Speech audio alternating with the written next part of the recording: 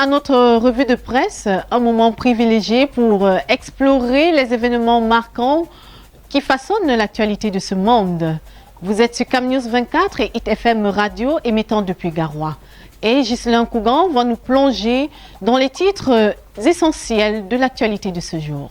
Ghislain. Merci Emeline Doudou Amadou. Mutation à la une, Cameroun-Tchad dans les pas du maréchal. Depuis son accession au pouvoir, le président tchadien Mahamat Idriss Déby ne se laisse pas impressionner par le pouvoir camerounais. Après le feuilleton Savannah Energy, le maintien de la candidature tchadienne à la BAD, le retrait de la force multinationale mixte, N'Djamena diversifie ses corridors et se tourne vers la Guinée équatoriale pour le transport de ses marchandises. Page 7 pour plus de précision sur cette révolution de N'Djamena vis-à-vis du Cameroun. Toujours avec mutation voirie urbaine, page 3, Douala fait SAMU, nous fait-on savoir. Pendant ce temps, la page 6, toujours à Douala, le port se modernise, nous dit mutation. Le tri-hebdomadaire Dikalo à la une, Jean Kouetei, face à l'adversité, le Rassemblement démocratique du peuple camerounais ne reculera pas. Le secrétaire général du comité central du parti au pouvoir critique la fébrilité affolante des acteurs politiques et sociaux à la suite du dernier message à la nation du chef de l'État.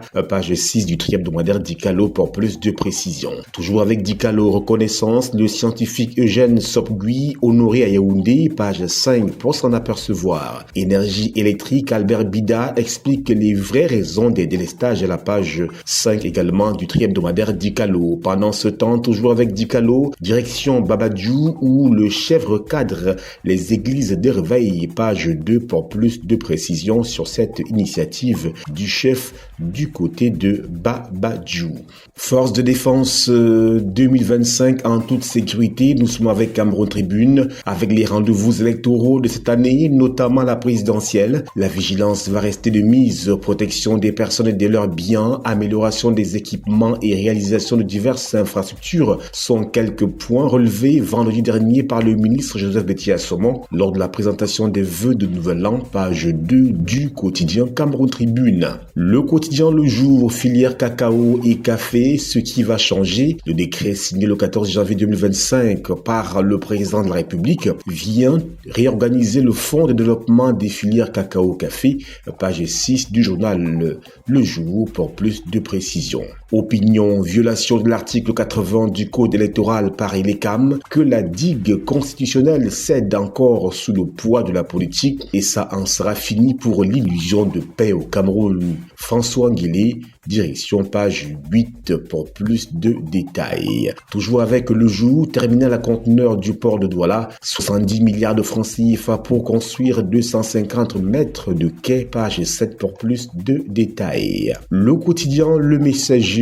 à la une, filouterie de loyer, la communauté urbaine de Douala entretient le dilatoire. Sommet des déguerpis parce qu'incapable de verser les 350 millions de francs CFA d'arriérés de loyer qui lui sont réclamés, la communauté urbaine de Douala multiplie des sorties de pistes dans le dessein de nuire aux propriétaires de l'immeuble. Page 4 pour lire toute cette affaire. Toujours avec le quotidien Le Messager, indiscipline au Rassemblement démocratique du peuple camerounais à la page 3, Bara Bachmann accuse. Dérive dans les rangs à la page 2, la mise en garde de Betty Assomon, les instructions du ministre de la Défense aux hommes sur le terrain, hors et dans les casernes sont à lire à la page 2 du quotidien Le Messager. Le quotidien L'économie à la une, Cameroun, le numérique poursuit sa percée. L'index de développement des technologies de l'information et de la communication est passé de 38,2 en 2023 à 42,6 en 2024. Page 5 page 3 pour s'en apercevoir. Transport aérien, le Cameroun et le Qatar signent un accord pour booster les échanges commerciaux à la page 7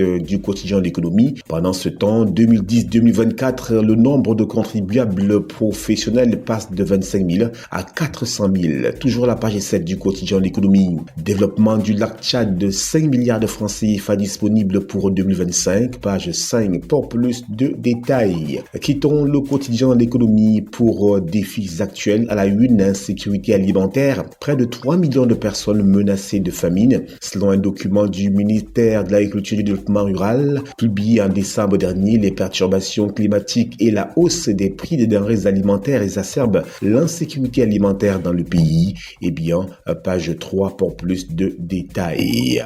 Digitalisation, le Cameroun accélère sa transition numérique pour un développement inclusif, nous fait savoir le journal des filles actuelles aux pages 4 et 5 de cette édition. L'œil du Sahel à la une, gouvernement, ministre, plus de 20 ans dans le même bureau, nous fait savoir l'œil du Sahel aux pages 6 et 7 avec quelques illustrations. Jacques Famdongo, ministre de l'enseignement supérieur, Luc Bagwambaga Tangana, ministre du commerce, Madeleine Tuente, ministre de la recherche scientifique et de l'innovation et bien d'autres encore. Toujours avec l'œil du Sahel, modernisation, la révolution à grands pas du port autonome de Douala est à lire aux pages 4 et 5 de cette édition. Toujours avec l'œil du Sahel, Yagoua, 4 morts dans un accident à Zébé, page 9.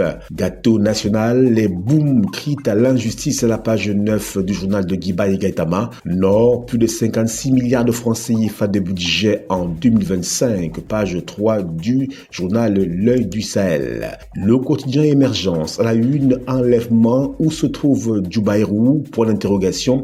Depuis près d'un mois, l'activiste n'a plus donné signe de vie, page 5 du quotidien émergence. Infrastructure portuaire avec le journal Le Drapeau, Douala se réinvente. Le port autonome de Douala amorce une transformation stratégique avec la signature d'accords pour de nouvelles infrastructures au terminal à conteneurs. Ces projets comprennent la construction de 250 mètres de quai, l'aménagement de 7,9 hectares de terre plein et le prolongement des voies RTG. Objectif, la compétitivité et la performance du port, véritable poumon économique du Cameroun, page 5 du journal Le Drapeau. Force de défense et de sécurité 2025 sous le signe du professionnalisme, nous fait-on savoir à la page 3 de ce journal. Confidentiel de notre cher ami Thierry Niopé à la une, le Cameroun en panne de solutions. Depuis le début de la saison sèche, les Camerounais broient du noir. Confrontés à des coupures incessantes de l'énergie électrique, nombreux sont ceux qui se sont retrouvés dans des situations improbables, contraints de jeter à la poubelle tout le contenu de leur congélateur au moment où le coût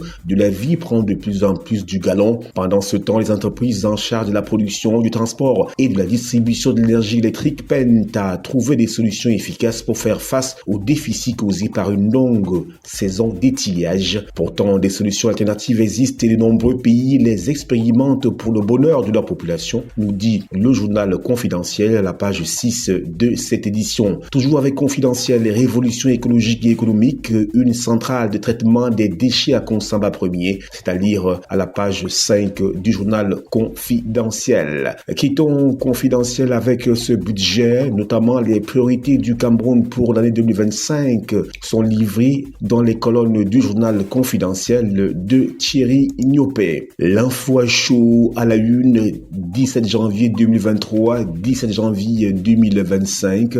2 ans déjà qu'ils ont terminé le travail. On parle ici de Martinez Zogo, page 11 pour plus de détails sur cette enquête qui piétine. À la page 10 du journal L'info à chaud, usage des réseaux sociaux par les forces de défense et de sécurité. Le MINDEF attire l'attention de ses collaborateurs sur ce couteau à double tranchant à la page 10, nous vous disions. Le journal Le Zénith à la une, affaire Martinez Zogo, la justice impose son rythme. Voici 2 ans que le célèbre journaliste et chef de chaîne de la radio Amplitude FM a été sauvagement assassiné. La 15e audience qui s'est tenue le 13 janvier dernier au tribunal militaire de Yaoundé n'a guère duré plus d'une demi-heure. Une fois encore, la décision de la cour d'appel suite aux exceptions soulevées par les avocats de la défense se fait attendre. Cependant, ces derniers accusent leurs collègues de la partie civile de faire expressément entraîner le procès pour prolonger le séjour de leurs clients en prison. Page 23 pour plus de détails sur ce feuilleton concernant l'affaire Martinez Zogo, nous fait savoir le journal Le Zénith. Le tri hebdomadaire le soir à la une, coopération bilatérale Cameroun-Qatar, liaison directe désormais établie entre les deux pays, c'est-à-dire donc dans les colonnes de ce journal. Le journal Le Financier d'Afrique à la une, loi de finances, les 7 défis majeurs de l'exécution du budget 2025 sont à lire dans les colonnes de ce journal. Voilà, madame, monsieur, c'était tout pour la revue de presse de ce jour. Emeline Doudou Amadou, c'est à vous. Merci à toi, Ghislain Cougan, pour la synthèse précise et concise des enjeux contemporains. Merci à vous de nous avoir suivis.